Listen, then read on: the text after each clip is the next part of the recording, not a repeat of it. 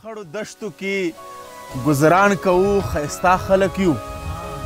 په خړو دشتو کې گزاران کوو ښایسته خلک یو شرپسند نه یو مونږ واړه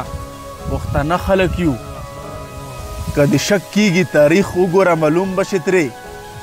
که د شک کیږي تاریخ وګوره معلوم به شي ترې کمال نه ډک یو مونږه داسې عجیبه خلک یو او چې مرتضی درته راغلی د دیدن په هیله چې مرتضی درته راغلی د دیدن په هیله مخ راښکاره کړه بیا روان یو میلمنه خلک یو غزل ده چې پښتون به نه یمه غیرت چې په خپل قام ونه کړم پښتون به نه یمه غیرت چې په خپل قام ونه کړم زه چې غریب سره په سخته کې ناکام ونه کړم زما بچي به په حجره کې خپل مشران سپکوي زما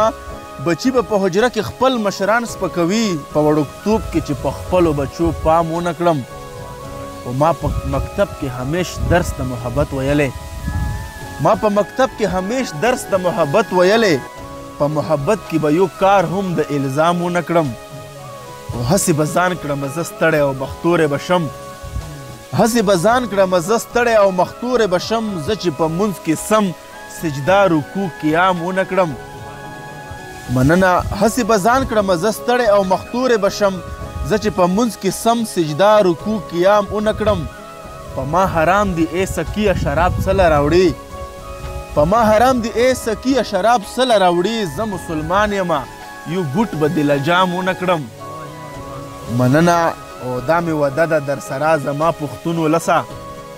دا مې وعده ده در سره زما پښتون ولسه